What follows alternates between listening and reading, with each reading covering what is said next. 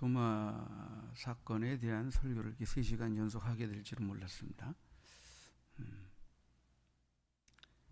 옛날에는 도마는 의심 많았던 제자였는데 부활의 주를 만나 믿음의 확신을 하게 됐다. 그런 설교도 들었고 나도 옛날엔 그렇게 설교했던 것 같아요.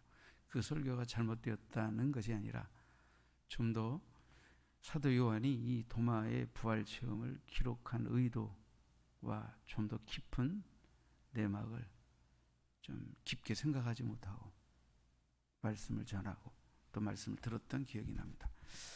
그래서 그랬는지 또 하나님께서 본문의 내용을 3시간이나 설교할 수 있도록 또 감동을 주시고 지혜를 주셔서 오늘도 3번째 도마에 관한 이야기를 중심으로 또 말씀을 여러분과 나누게 됩니다. 도마는 한때 분명히 큰 의심에 빠졌던 것은 사실입니다.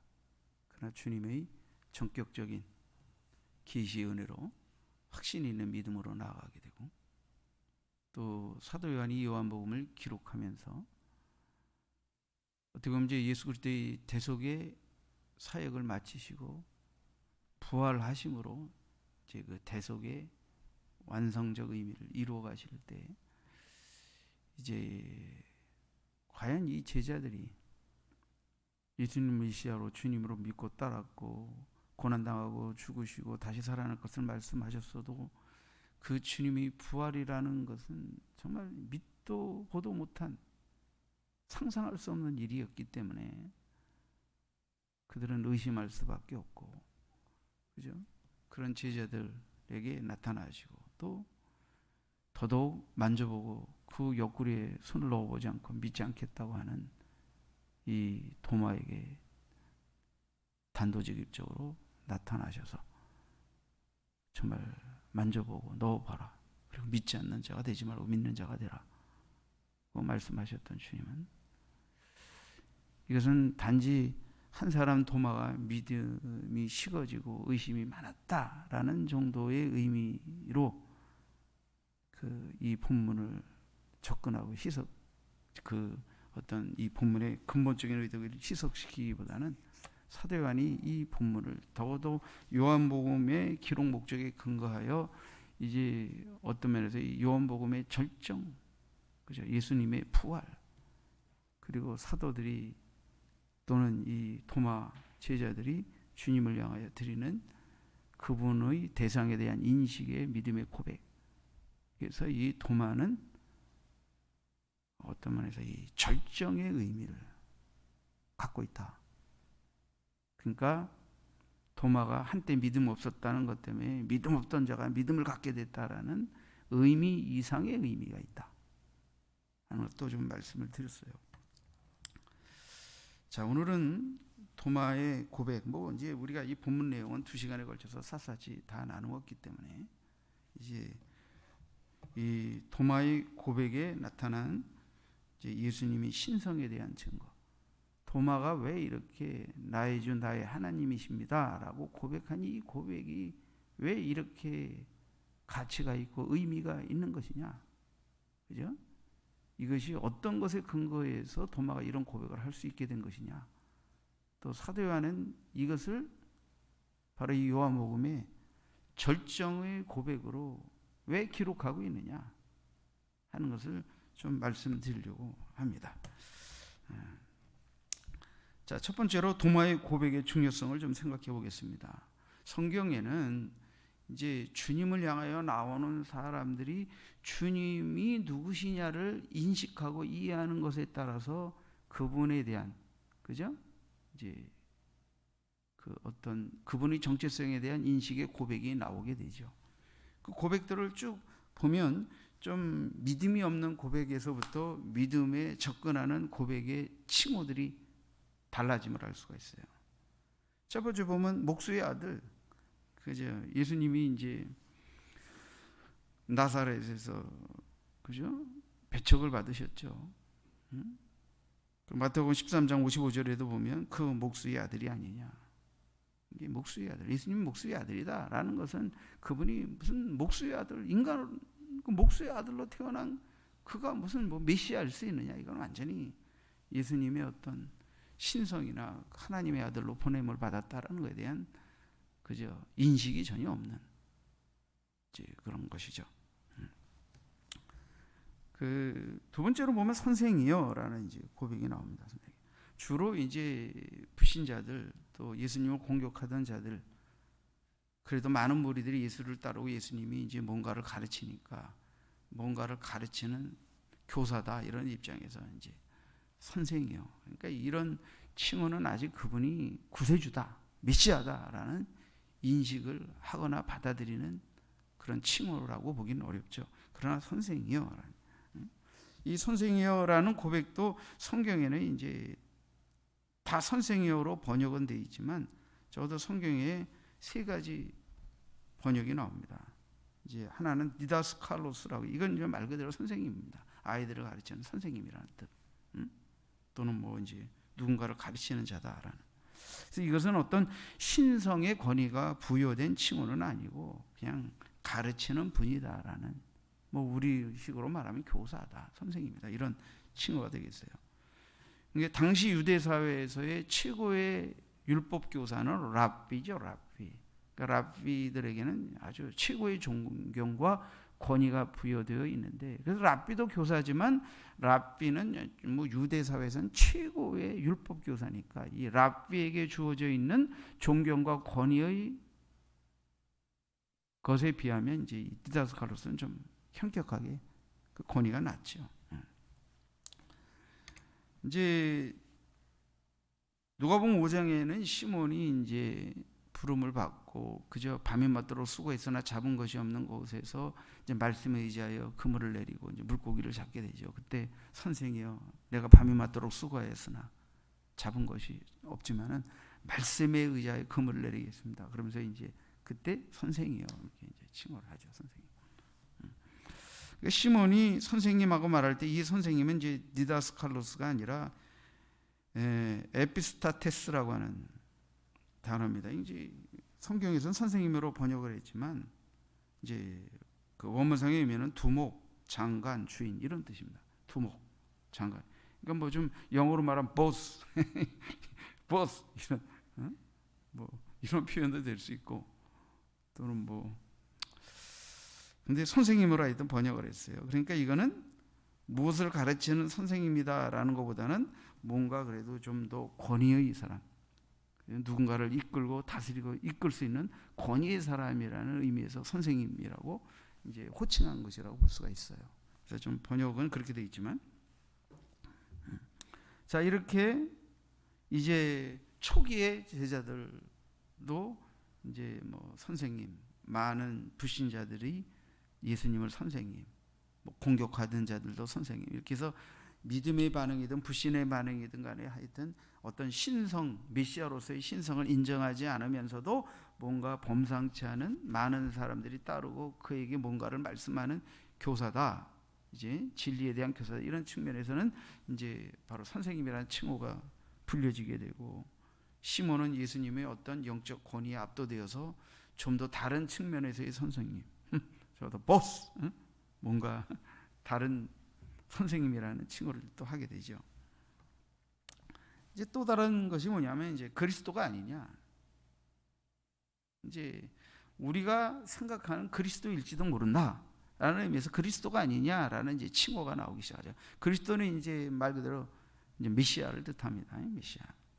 이제 헬라어로 그리스도고 히브리어로 이제 메시아니까요. 그래서 이 그리스도가 아니냐라는 것은, 자, 뭐 수가성의 여인이 고백한 거죠. 내가 행한 모든 일을 내게 말한 사람을 와서 보라. 이는 그리스도가 아니냐. 그 일면 그저 본 적도 없는 분이 나의 모든 것을 말했다. 내가 행한 모든 것을 말했다. 이 그리스도가 아니라면 이런 일이 일어날 수 있느냐. 그러니까 이런 건 이제 긍정적인 의미에서 그리스도라고 이제 표현하는 거죠. 오시기로 한 메시아가 이분이 아니겠느냐라는 이제 반신반의하면서도 이제 뭔가 메시아가 왔다, 메시아일지도 모른다, 이제 뭔가 메시아에 대한 기대에 대해서 부응하는 분이 이분이 아니냐 하고 이제 소개하는 그런 표현이죠. 그러나 예수님이 십자가에 달릴 때 강도는 왼편 강도죠. 행악자 중에 하나는 비방하여 이르되 네가 그리스도가 아니냐 너와 우리를 구원하라. 그러니까 내가 사람들도 그렇고 너도 그리스도라고 그러는데 네가 진짜 그리스도이라면 너와 나를 구원해봐라. 그래서 진짜 그리스도 되심을 입증해봐라. 그러니까 이거는 말로는 그리스도지만 이거는 이제 여전히 불신하는 조롱 섞인 그죠? 칭호죠. 칭호라고 볼 수 있죠.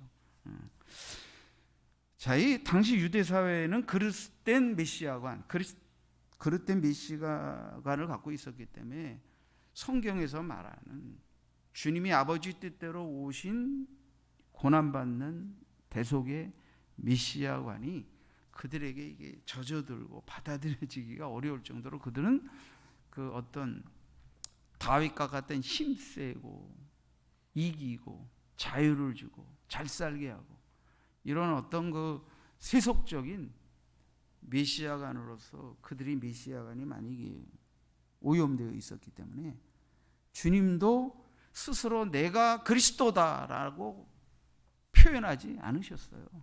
왜? 그들이 메시아라고 생각하는 그리스도, 그들이 기대하는 메시아라는 것이 너무 오염되어 있었기 때문에 주님은 그들이 오염되고 왜곡되어 있는 메시아관에다가 내가 메시아다라고 밝혀서 그들로 하여금 나를 따르게 하고 그러고 싶지 않으셨던 거죠. 그래서 자신은 스스로 그리스도라고 밝히지도 않으셨어요. 그러나 그럼에도 불구하고 성경에는 분명히 소수의 무리지만 고난받는 메시아에 대한 예언을 그죠? 기다리고 있는 남은 자들이 있죠. 그러니까 예수님은 그리고 점차 정말 그리스도라는 것을 그들이 인식하게 되죠. 또 이제 주여라고 합니다. 주여. 이제 성경에서 가장 보편적이고 예수님을 향한 신성의 고백, 신성적 고백으로서 이제 나오는 것이 주여입니다. 큐리오스라는 말이에요. 큐리오스. 이 주여라는 의미를 좀 이해를 돕고자 하면 히브리인들, 이 유대인들은 구약 성경에서 이제 네 자로 되어 있는 여호와라고 하죠. 야훼라고는 네 자로 되어 있는 이 여호와의 이름은 너무 신성하고 두렵고 떨리는 것이어서 이제 히브리인들은 그것을 입에 담지 않았어요. 그리고 그 말을 이제 아도나이라는 주인님, 뭐 주님 이렇게 이런 단어로 바꾸어서 불렀죠. 그래서 감히 이제 야훼, 여호와 하나님의 이름을 입에 담지 않았던 겁니다. 하나님이 이렇게 이제 하나님이 로드 영어로는 뭐 로드라고 하지만 이렇게 아도나이로 이제 바뀌어져서 너무 하나님의 본질적인 두려운 이름을 입에 담을 수 없다고 해서 아도나이로 바꿔 불리었는데 그런 거와 마찬가지로 그런 하나님이 그렇게 불리어졌듯이 예수님이 이제 주인이시다. 그러니까 하나님을 야훼라고 감히 인간이 부를 수 없어 아도나이로 부른 것처럼 이제 신약에서 이제 주로 이게 헬라적 문화적 배경의 그리스도인들이 주님을 향하여 부르게 된 칭호가 마치 야훼 하나님을 아도나이라고 부르듯이 이제 예수님을 큐리오스라고 부르게 된 겁니다. 그래서 번역상은 이것대로 로드입니다. 주인님이라는 주. 그러나 이것은 분명히 이제 단순한 육신적 주인이라는 것보다는 역시 예수님은 하나님이 보내신 바로 그 로드 주인님이시다 라는 의미에서 이제 큐리오스라는 단어가 일반화되면서 예수님을 향하여 이제 예수님의 어떤 그리스도로 보냄을 받고 아버지 뜻대로 보냄을 받은 하나님의 아들로서 메시아로서의 주님을 향하여 이제 주님이라는 호칭이 이제 보편적으로 퍼져가면서 주여 하게 되는 것이죠.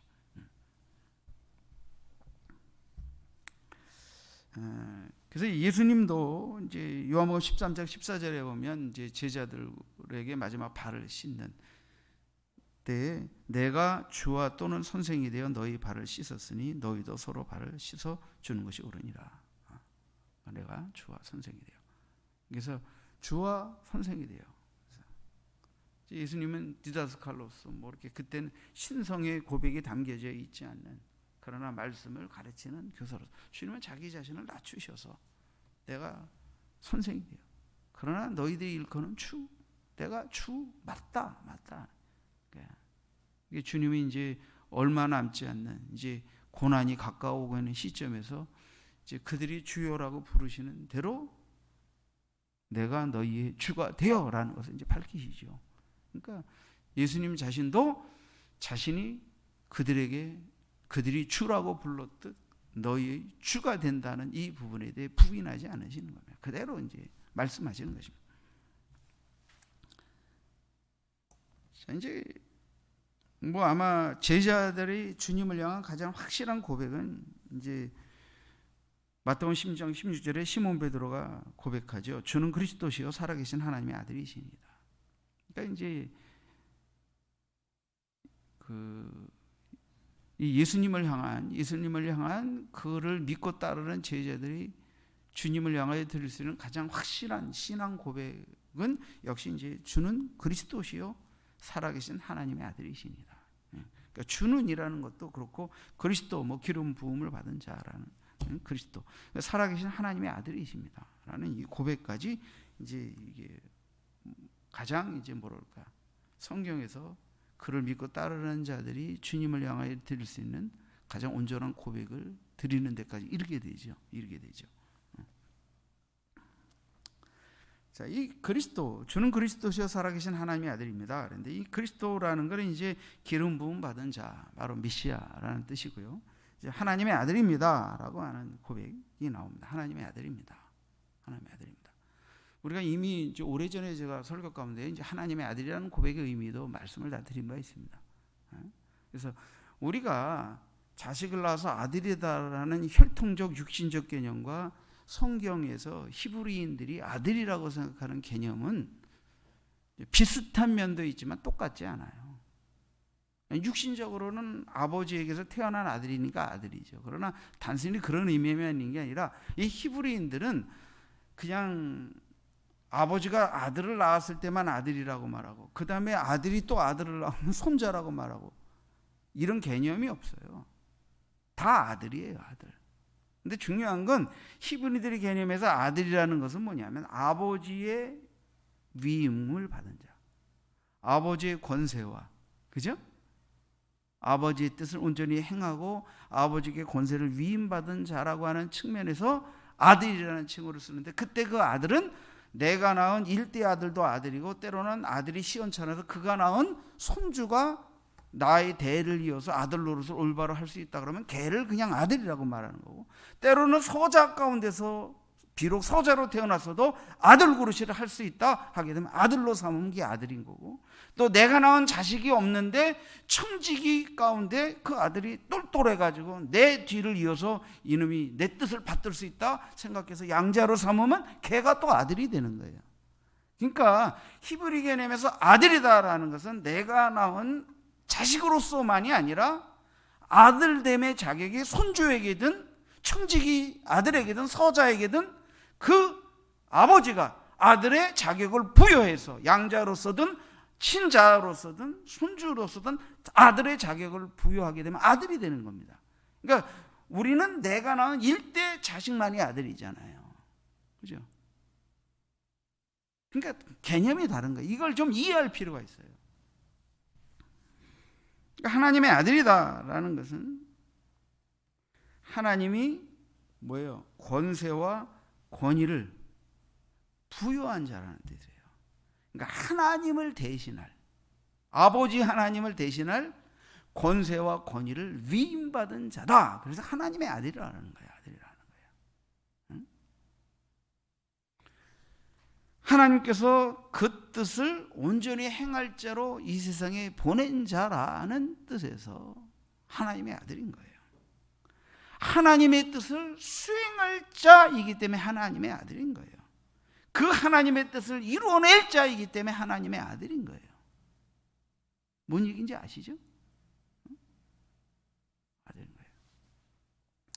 자, 아브라함이, 이삭이, 야곱이 이제 야곱은 12아들을 낳았지만 아들을 많이 낳았죠. 아들을 낳았습니다.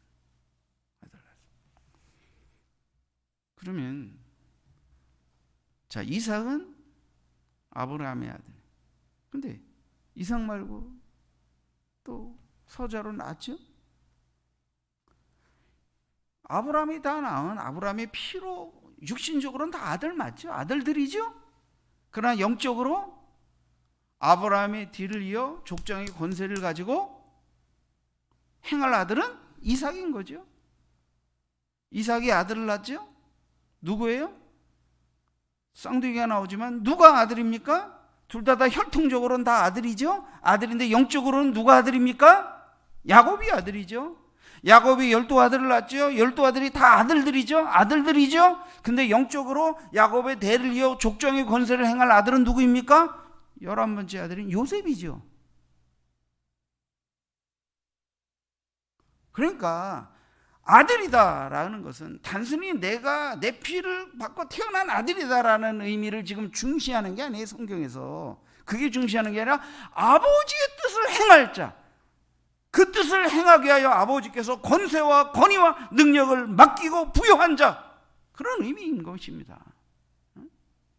그러니까 당신은 그리스도시요 하나님의 아들입니다라는 것은 아버지의 구속의 뜻을 따라 오신 분이고 그 뜻을 따라 행할 자이고 반드시 그 뜻을 이루어낼 자이십니다라는 이 고백이 담겨져 있는 거니까 이거는 그분이 그냥 육신의 부모의 혈통을 따라 태어난 인간이다라는 개념이 아니죠. 이 신성의 고백인 거죠. 하나님이 보내신 분, 하나님의 뜻을 이루어낼 자, 하나님께로부터 위임받은 권세와 권위자라는 의미가 거기에 부여되어 있으니까, 그러니까 이 하나님의 아들이라는 고백은 그리스도시요 하나님의 아들이라는 이 고백은 주님께 드려질 최고의 믿음의 고백이었던 것입니다. 그들이 그것을 완전한 그 믿음에 이르렀든 이르르지 못했든 간에 이 고백은 어쨌든 주를 믿고 따르는 자들과 제자들이 드리는 최고의 고백인 것은 분명한 것입니다.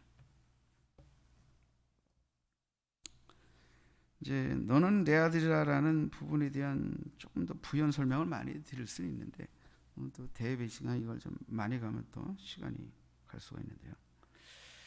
자, 예를 들면 이제 시편 2편에 보면요, 너는 내 아들이라는 말이 신약 성경에서 사용되게 되어진 원본이죠. 시편 2편 7편에 보면 내가 여호와의 명령을 전하노라 여호와께서 내게 이르시되 너는 내 아들이라 오늘 내가 너를 낳았도다. 너는 내 아들이라 오늘 내가 너를 낳았다. 12절에는 보면 그의 아들에게 입맞춰라. 그렇지 아니하면 진노하심으로 너희가 길에서도 망하리니.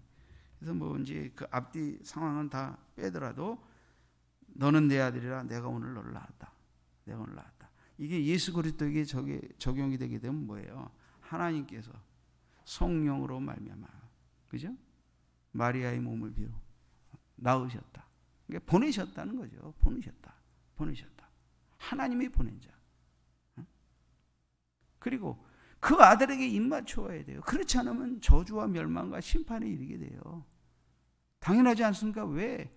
하나님과 불화하여 하나님을 떠나 멸망과 심판에 이를 인간들에게 예수님을 화목제물로도 보내셨지만 바로 중보자로 보내셨잖아요. 그러니까 그 아들에게 입맞추어야 돼요.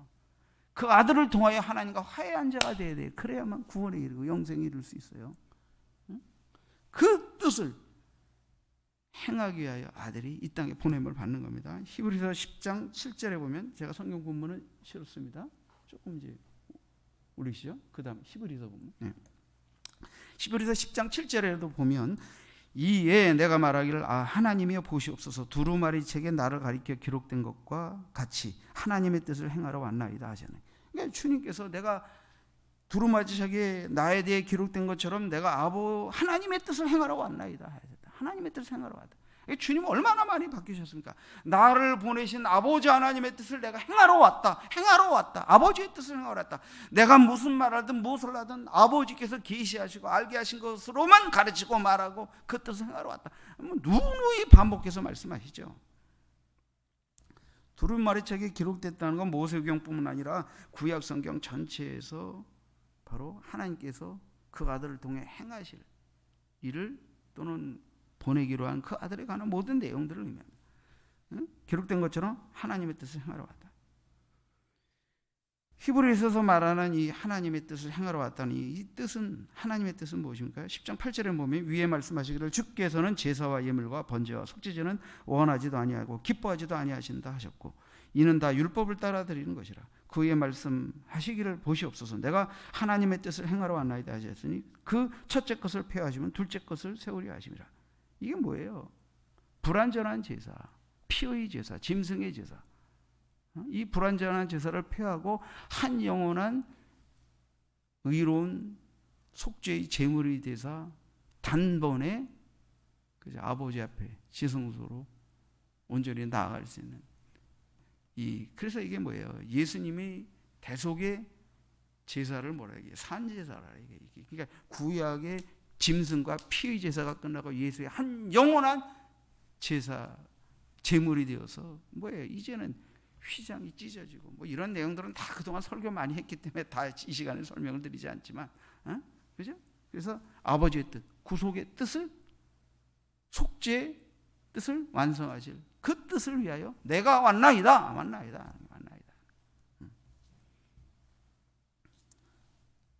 그래서 예수님이 아버지의 뜻을 따라 한 영원한 제사를 드리기 위하여 영원한 속죄양으로서 그리고 단번에 드려진 그 대속의 피의 희생을 통해서 구약의 모든 제사와 짐승의 제사가 폐하해지고 이제는 예수님이 십자가에서 나의 저 허물을 위하여 대신 십자가에서 피 흘려주고 자신이 하나님 앞에 영원한 속죄의 제물이 되어주신 그 피의 은혜를 의지하여 하나님 앞에 단번에 1년에 단 한 번 대제사장만이 들어갈 수 있는 그 지성소에 휘장이 찢어지고 누구든지 예수 이름으로 그 피의 은혜로 하나님의 은혜의 보좌 앞에 누구든지 예수 이름으로 다 나아갈 수 있는 길을 열어놓으신 이 사건이 십자가 사건이죠.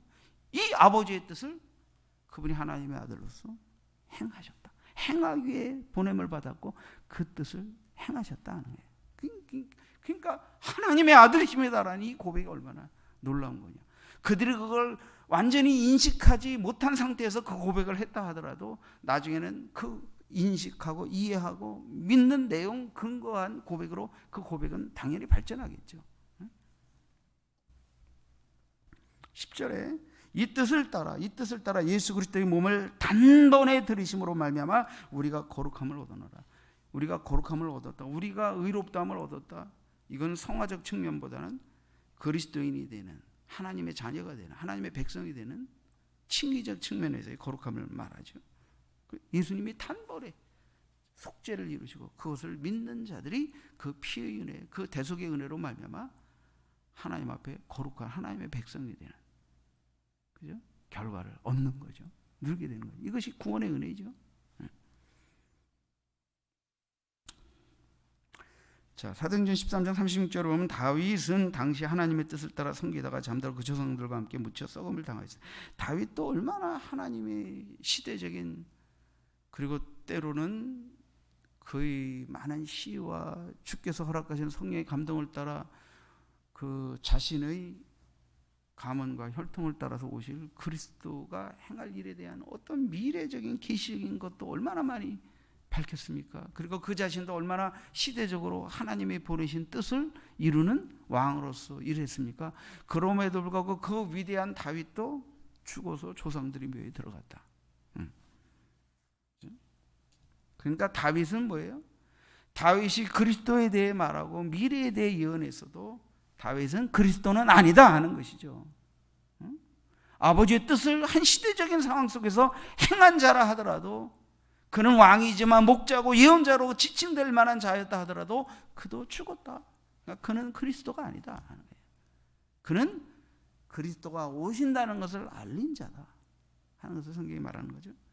요한복음 6장 38절에 보면 내가 하늘에서 내려온 것은 내 뜻을 행하려 함이 아니요 나를 보내신 이의 뜻을 행하려 함.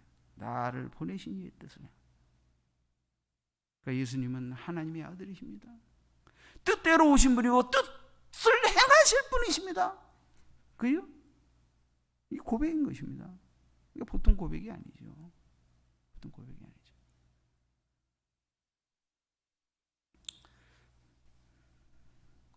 우리가 육신적으로도 보면 부모가 자식을 자랑하지 않습니까? 대견해하지 않습니까?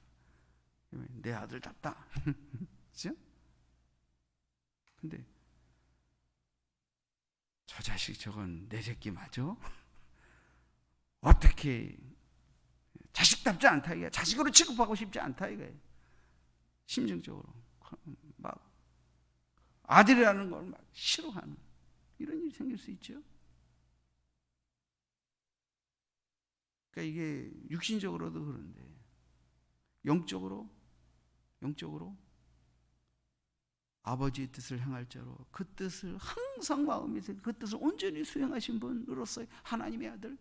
그럴 때 성부 하나님은 예수님이 자신의 아들됨을 기뻐하고 예수님도 그 아버지의 뜻을 온전히 행함으로 아버지, 나의 영원한 아버지임을 높이고, 이 아버지와 아들이 그 뜻 안에서 그 뜻을 행할 사명과 구속의 뜻 앞에서 온전히 하나 되어 그 뜻을 수행해내는 것에서 한 채의 의심도 오차도 불순종도 없이 연합되어 그 일을 수행하는 이 비밀이 하나님의 아들이십니다라는 고백 속에 담겨 있는 겁니다. 그러니까 하나님이 너희는 내 아들이다, 나의 자녀다라고 말씀하실 때 예수 믿고 구원받아서 천국에서 살 자다라는 의미만 있는 겁니까? 그 출발과 완성적 의미에 그 의미가 있지만 우리가 육신의 나그네 인생길의 과정 속에서는 내 뜻을 행할 자다, 내 뜻대로의 삶을 살아낼 자녀들이다라는 기대가 거기에 담겨 있는 것입니다. 그러니까 아버지 하나님이 예수 그리스도로 말미암아 우리를 자녀 삼으셨음을 기뻐하실 수 있도록 하는 삶도 살아내야 할 책임이 우리에게 부여되어 있는 것입니다. 그게 사명이고 그게 책임이고 그게 신자다움인 것입니다.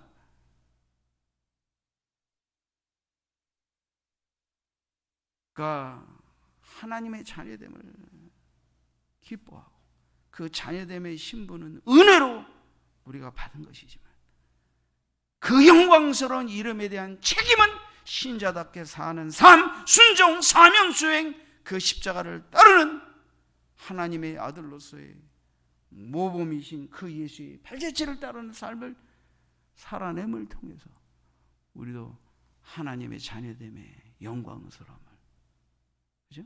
영광스럽게 해야 하는 것입니다. 응?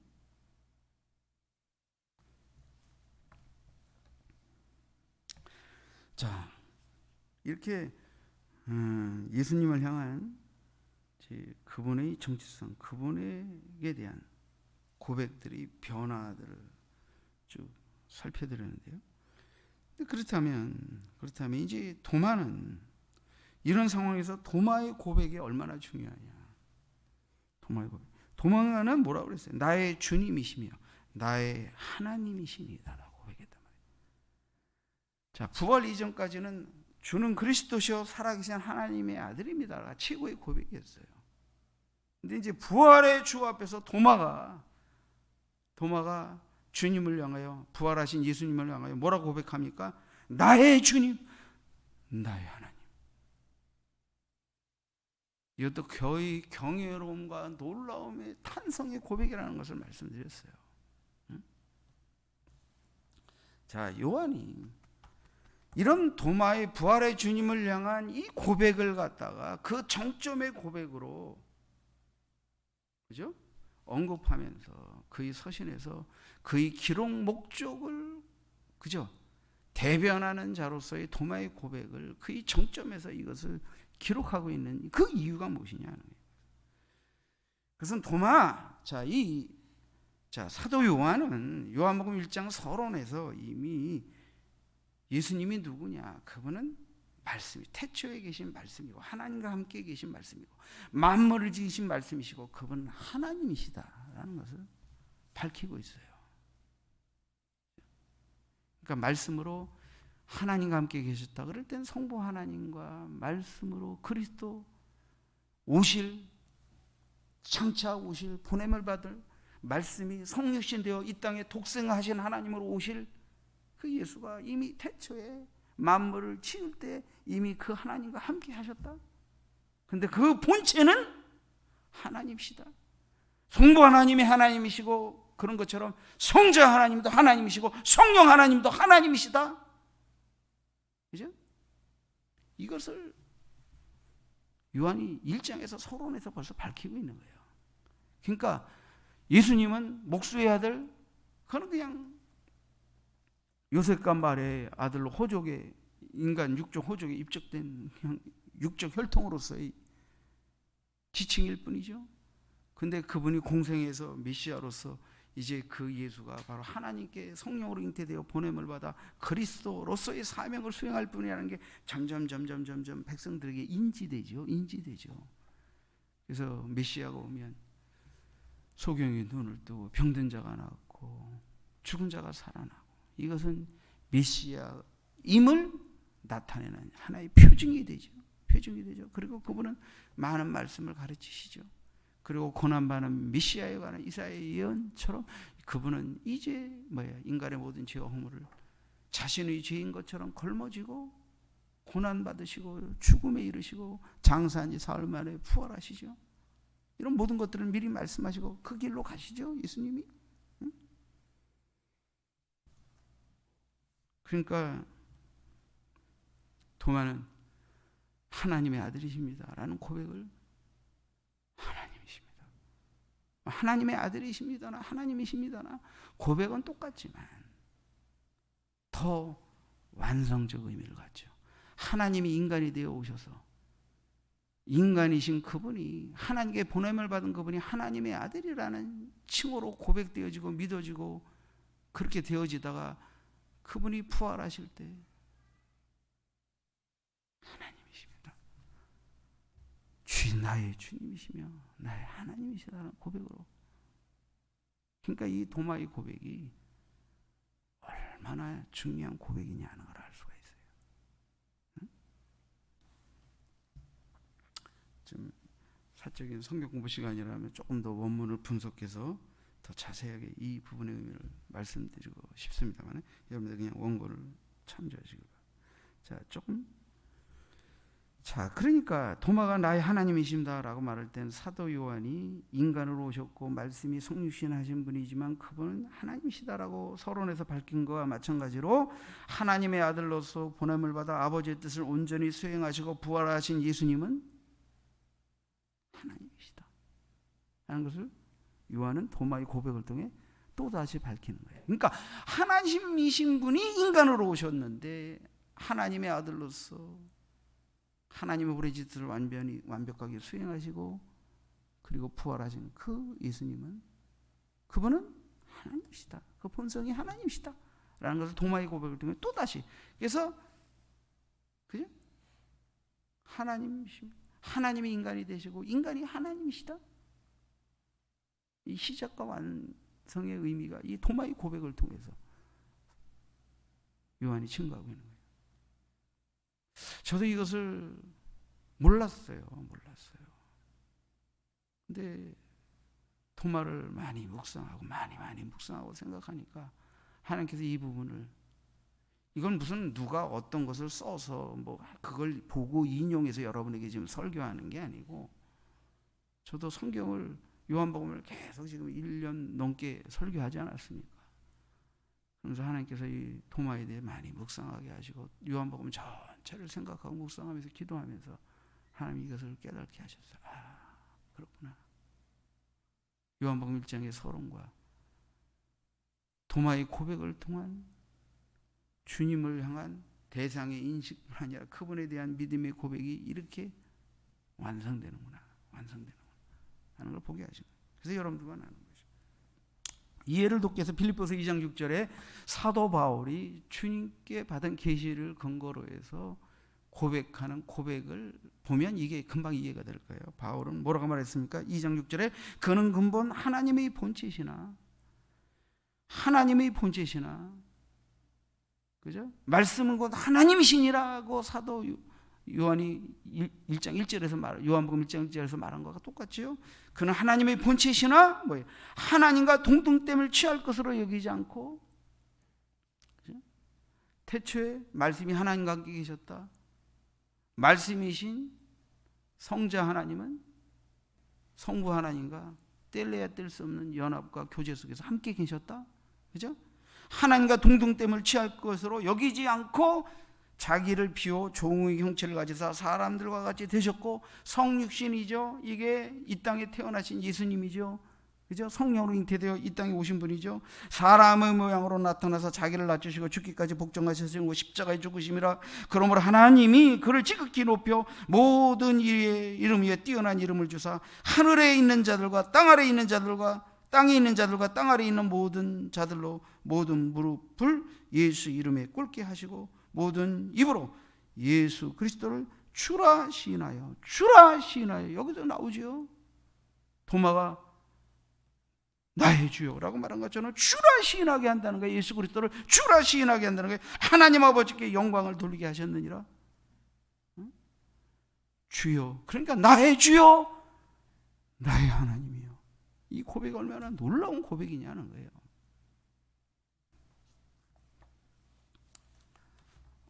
시간이 많이 흘러갔네요. 자, 나머지 부분은 좀 빨리 해야겠습니다. 자, 두 번째 보십시오.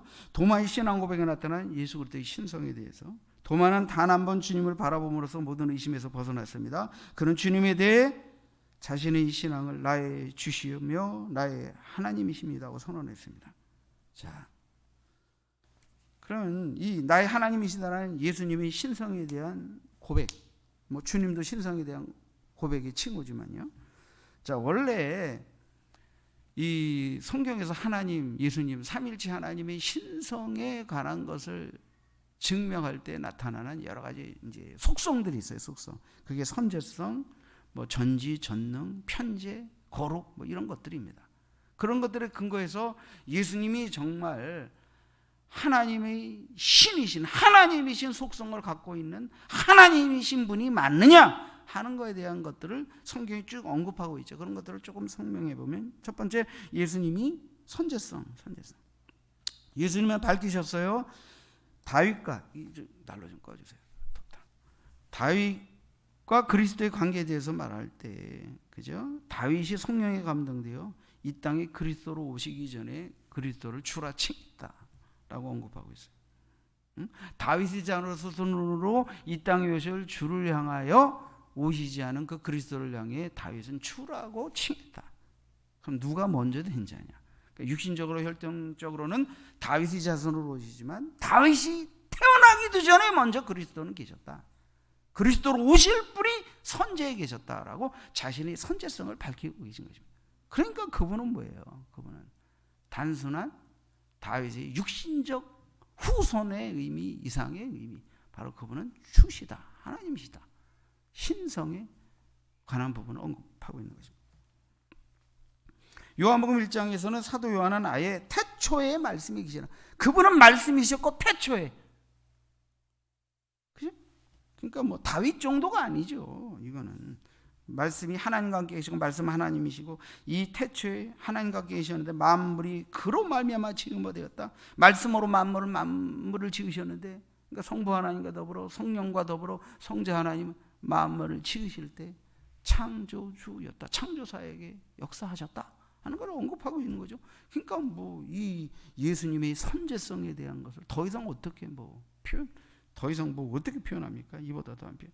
그분의 전능과 편재성은 어떻습니까? 예수님은 뭐 그 이후의 말씀이지만 이제 승천하시기 전에 마태복음 28장 20절에 보면 내가 너에게 분부한 모든 것을 가르쳐 지키게 하라. 볼지어다 내가 세상 끝날까지 너희와 항상 함께 있으리라. 세상 끝날까지 항상 함께 있겠다. 함께 있겠다. 전지성이죠. 마태복음 11장 11절에 보면 예수님은 침례 요한에 대해서 그저 이렇게 쭉 언급한, 그죠? 그것을 말했는데 그건 좀 생략하고요. 요한복음 4장 29절에 보면 수가성의 여인이 내가 행한 모든 일을 내게 말한 사람을 와서 보라. 이는 그리스도가 아니냐? 그분은 나에 대해 다 알고 있다. 내가 말하지 않아도 나에 대해 알고 있다. 전지성이죠. 즉 뭐 전지성의 일부분의 표현이긴 합니다만. 자, 도마가 왜 어떻게 녹아질 수 있었느냐? 예수님이 자기 없을 때 제자들에게 나타나셨잖아요. 부활하심을 나타내 보였잖아요. 그리고 도마가 왔을 때 우리가 부활의 주가 우리에게 나타났다니까 난 만져보지 않고 넣어보지 않고 못 믿겠다 이렇게 나오니까, 그 다음 안식구 첫날에 예수님이 또 제자들이 있는 가운데 나타나는데 다른 제자들에게 그냥 평강하냐 이렇게 인사하고는 바로 도마야 하고 단도직입적으로 보죠. 내 손을 내 손에 내 옆구리에 넣어보고 믿지 않는 자들아 믿는 자가 되라. 그러니까 뭐예요 이거는? 예수님이 자기는 예수님을 못 봤어요. 다른 제자들은 봤어요. 다른 제자들이 자기가 없을 때 예수님이 나타났어요.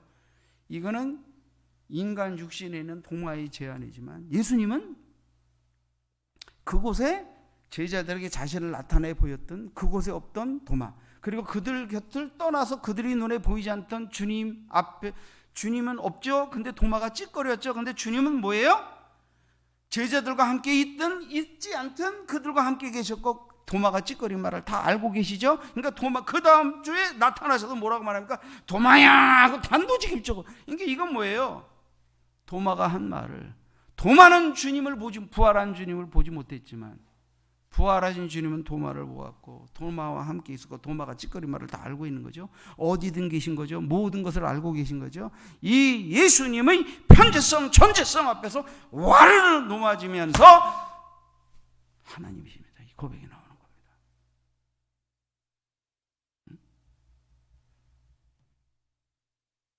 우리는 성령 안에서 주님이 나의 모든 것을 아신다는 걸 아는 순간 우리가 무너집니다. 우리 불신앙이 무너집니다. 우리 아집이 무너집니다.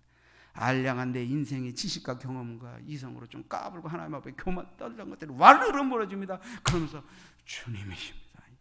그분의 신성을 어떤 모양으로도 우리가 만나고 체험하게 될 때 그분 앞에 무릎을 꿇으면서 비로소 주여 소리를 하게 되는 겁니다. 이 주여가 아무나 하는 게 아닙니다. 이게 그분은 하나님 오래신 구세주이십니다. 하나님이십니다. 하나님의 아들입니다. 이 고백이 나오는 자가 주여하는 겁니다. 그걸 우리가 만나고 체험할 때 그 고백이 나오는 겁니다. 그러니까 주여라고 고백한 자는 예수님이 하나님의 아들로 이 땅에 오셨듯이 우리를 그 피로 구속하사 하나님의 자녀 되게 하신 그분은 주님처럼 우리도 아버지의 뜻을 행할 자. 그러니까 주님은 나더러 주여 주여 하는 자가 천국에 들어가는 게 아니라 내 아버지의 뜻대로 행하는 자가 천국에 들어간다. 내가 하나님의 아들로 이 땅에 와 아버지의 뜻을 온전히 행한 것처럼 나의 대속을 통하여 구원받아 하나님의 자녀가 된 자도 주둥아리로만 주여 주여 하는 자가 아니라 아버지의 뜻, 우리를 자녀 삼으신 아버지 구속의 뜻 앞에 그죠? 자녀가 되었지만 나그네 인생길 동안 우리를 통해 영광 받으실 아버지의 뜻을 행하는 자가 돼. 이게 거기까지 연결이 되는 겁니다. 거룩함. 예수님은 요한복음 8장 46절에 너희 중에 누가 나를 죄로 책잡겠느냐. 그분은 원죄를 입고 태어나신 분이 아니죠. 성령으로 잉태되어 이 땅에 오신 분이죠. 그분은 무죄하신 자로서 인간의 모든 죄와 허물을 대신 담당하시는 분이죠. 거룩하신 분입니다. 히브리서 4장 15절에 우리에게는 대제사장은 예수님을 지칭합니다. 우리의 연약함을 동정하지 못하실 리가 아니요 모든 일에 우리와 똑같이 시험을 받으신지로되 죄는 없으시니라. 그분은 죄가 없으신 거룩하신 분인 정도뿐만 아니라 죄를 사하는 권세를 아버지께 위임받아 죄를 사하신 분이십니다. 이게 유대인들이 이것 때문에 아주 못 견뎌했죠. 하나님만이 죄를 사할 수 있는데 저가 어떻게 죄를 사한다고 그러냐. 그럼 하나님이라는 것 아니냐. 그러니까 예수를 죽이려고 했던 거예요. 참남죄 신성 모독죄로. 응? 근데 그분은 진짜 하나님이신 거예요. 그러니까 하나님이 이 땅에 인간으로 오셔서 하나님이라 그랬다 그래가지고 종마저 돌아가셔요. 이 십자가 사건이요. 참. 그러니까 그분이 하나님의 아들인 것과 그분이 인간의 죄를 십자가에서 대신 담당하셨고 도마의 고백처럼 그분이 나의 주 나의 하나님인 것을 알고 믿고 고백하는 것은 이게 성령의 은혜로 말미암은 그 신성의 이유와 깨달음과 믿음이 없이는 그 축복이 없이는 그 믿음과 고백을 누구도 가질 수 없습니다. 그래서 성령에 의하지 않고는 주시라 할 수 없고 성령으로 거듭나지 않으면 하나님의 자녀가 될 수 없다고 말하는 겁니다. 인간의 지식으로 뭐뭐에 대해 알고 그렇대더라라고 고백하는 것은 결정적일 때 부인합니다. 깨집니다. 성령으로 거듭나야 합니다. 성령으로 주님이 예수님이 누구인지 그분의 신성과 그분의 대속과 그분의 주되심과 하나님 되심을 알아야 합니다. 그래야 그분을 향하여 정확하게 믿음에 근거한 주여라는 고백이 나오게 되고 그 고백을 이루는 자는 삶 속에서 정말 그분의 뜻대로 그분이 말씀하시는 것이 내 결정, 내 생각, 내 수많은 그죠? 것들을 뛰어넘어 최고의 권위 있는 아버지 뜻이라는 것을 알고 목을 꺾게 되는 거예요. 그러면서 아버지 뜻을 쫓아 살게 되는 거예요. 이 변화와 능력이 점점 성화의 과정 속에서 받아들여지고 표현되어지고 실천되어져야 하는 거예요. 그게 자녀됨이죠. 그게 자녀됨이죠. 뜻을 행하는 거죠. 자, 두 번째 보세요. 오직 하나님만 하실 수 있는 일을 주님은 행하셨어요. 그게 죄의 사함이라는 거예요. 죄의 사함. 생략하겠습니다. 중풍병자 네 죄 사함을 받았느니라. 한 죄인인 여인이 옥합을 깨뜨렸을 때 네 죄의 사함을 받았느니라. 하나님만이 하셨. 그러니까 뭐예요? 하나님의 아들로서 이 땅에 보내신 그 주님의 죄 사함의 권세를 아버지께 위임받은 권세 가운데 하나가 뭐예요? 죄 사함의 권세예요. 그러니까 그분은 하나님이시라는 거예요. 본체가 하나님이시라는 거예요. 하나님 외에 누가 죄를 사할 수 있어요? 죽은 자를 살리시고 일으키시기도 하셨어요. 모든 사람을 심판하실 것이라고 말씀하셨어요. 심판하는 권세를 아버지께서 나에게 위임하셨다고 말씀하셨어요. 주님은 다시 오십니다. 구원의 완성을 이루게 이 땅에 오시지만 그분은 영원한 재판장으로 심판주로 오시죠? 자, 말씀 맺겠습니다. 도마의 고백은 예수님을 향한 고백들의 변화를 살펴볼 때 예수님이 정체성에 대한 온전한 이해와 믿음에 근거한 온전한 고백이라고 볼 수가 있습니다. 그래서 도마의 고백이 중요한 것입니다. 이것이 요한복음을 기록한 요한복음 기록 목적을 부합하는 가장 절정의 사건으로 도마 사건을 기록한 이유인 것입니다. 그냥 단순히 믿음 없던 제자가 믿음 갖게 됐다 이걸 말하려고 기록한 게 아니라는 거예요. 그 정도의 의미로 이것을 기록한 게 아니라 더 큰 의미가 여기 있다는 거예요. 요한복음 전체를 대변하는 핵심적 고백이 이 도마의 고백을 통해서 나온다는 걸 말하려고 한 거예요. 그리고 이 고백을 우리도 드릴 수 있느냐? 드렸느냐? 드리고 있느냐? 그리고 그 드리는 삶을 살고 있느냐? 도전에 우리는 직면해야 한다는 거예요. 요한이 이 도마의 고백을 통해서 무엇을 증거하려고 했습니까? 예수님은 인간으로 하나님의 아들로 독생자로 이 땅에 오셨지만 하나님이시다라는 것을 서론에서 밝혔듯이 마찬가지로 예수님은 하나님의 아들로서 보냄을 받아 아버지의 보냄을 받은 뜻을 온전히 수행하시고 부활하신 예수님은 하나님이시다. 그 본체가 하나님이시다라는 것을 또한 밝히고자 했던 거예요. 여러분, 예수님은 하나님의 아들이십니다. 그분은 우리의 주이시며 마땅히 당신은 나의 하나님이십니다. 우리의 하나님이시다라는 고백을 받으셔야 마땅한 제2위 하나님이십니다. 그래서 삼위일체는 삼위로 계시나 그 본체는 하나님이시기 때문에 하나님을 세 분으로 말하지 않고 삼위로 계신다고 말하고 하나님은 한 유일하신 분이라고 설명하는 이 신비가 기독교에서 말하는 삼위일체 교리의 신비인 것입니다. 기도하십시다.